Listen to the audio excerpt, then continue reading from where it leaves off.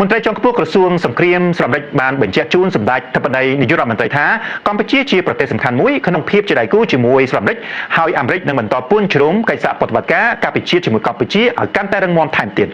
ក្នុងឱកាសជួបសម្ដែងការគួរសមនិងពិភាក្សាការងារជាមួយសម្ដេចមហាបវរធិបតីហ៊ុនម៉ាណែតនាព្រឹកថ្ងៃទី14ខែសីហាឆ្នាំ2026នៅវិមានសន្តិភាពអាដាមអាល់ប្រីតអេខូប៊ីអនុរដ្ឋមន្ត្រីទទួលបន្ទុកគោលនយោបាយនៃក្រសួងសង្គ្រាមសម្ដេចបានវិតម្លៃខ្ពស់ចំពោះភាពរីកចម្រើននៃទំនាក់ទំនងទ្វេភាគីអាមេរិកកម្ពុជាជាពិសេសក្នុងវិស័យការពារជាតិអាដាមបានបញ្ជាក់ថាសម្ដេចប្រកាន់ខ្ជាប់នៅកិច្ចសហប្រតិបត្តិការដើរឈលលើមូលដ្ឋាននៃការគោរពគ្នាទៅវិញទៅមកគោរពអធិបតេយ្យភាពនិងផលប្រយោជន៍រួមអនុរដ្ឋមន្ត្រីក្រសួងសង្គ្រាមអាមេរិកបានសង្កត់ធ្ងន់ថាកម្ពុជាជាប្រទេសសំខាន់មួយក្នុងភាពជាដៃគូជាមួយសម្ដេចហើយអាមេរិកនឹងបន្តពួនជ្រុំកិច្ចសហប្រតិបត្តិការការពារជាតិជាមួយកម្ពុជាឲ្យកាន់តែរឹងមាំថែមទៀតបញ្ជាក់ទៅកាន់អនុរដ្ឋមន្ត្រីក្រសួងសង្គ្រាមអាមេរិកសម្ដេចធិបតីហ៊ុនម៉ាណែតបានបង្ហាញនូវក្តីរីករាយចំពោះវឌ្ឍនភាពវិជ្ជមាននៃទំនាក់ទំនងកម្ពុជាអាមេរិករួមទាំងវិស័យការពារជាតិសម្ដេចធិបតីនាយករដ្ឋមន្ត្រីបានវិតម្លៃខ្ពស់ចំពោះការបន្តកិច្ចសហប្រតិបត្តិការទ្វេភាគីជាពិសេសវិស័យយោធាព្រមទាំងបានបញ្ញាចិត្តជំរុញកិច្ចសហប្រតិបត្តិការនេះឲ្យកាន់តែរីកចម្រើនថែមទៀតសម្ដេចធិបតីបានសម្ដែងនូវការពេញចិត្តចំពោះវឌ្ឍនភាព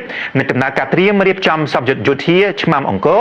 ឬក៏អង្គរ Sentinel ដែលគ្រោងនឹងធ្វើនៅឆ្នាំ2027ខាងមុខក៏ដូចជាការបន្តកិច្ចសហប្រតិបត្តិការលើការពង្រឹងសមត្ថភាពកងទ័ពកម្ពុជាសម្ដេចបានចាត់ទុកសម្ពយុទ្ធនឹងការបណ្ដុះបណ្ដាលយោធាមិនត្រឹមតែពង្រឹងសមត្ថភាពប៉ុណ្ណោះទេថែមទាំងជាស្ពានកសាងមិត្តភាពជិតស្និទ្ធរវាងកងទ័ពនៃប្រទេសទាំងពីរក្រៅពីនេះសម្ដេចធិបតីនាយករដ្ឋមន្ត្រីបានបញ្ជាក់ជូនអាដាមអនុរដ្ឋមន្ត្រីនៃក្រសួងសង្គ្រាមអាមេរិកអំពីការវិវត្តថ្មីៗនៃស្ថានភាពព្រំដែនកម្ពុជាថៃដែលបានគូររំលឹកអំពីការបដិញ្ញាចិត្តនិងជំហររបស់កម្ពុជានៅក្នុងការប្រកាន់យកការដោះស្រាយបញ្ហាព្រំដែនដោយសន្តិវិធីដែលផ្អែកលើច្បាប់អន្តរជាតិនិងអនុលោមតាមអនុសញ្ញាសន្ធិសញ្ញានិងកិច្ចព្រមព្រៀងនានាដែលមានស្រាប់រវាងប្រទេសទាំងពីរ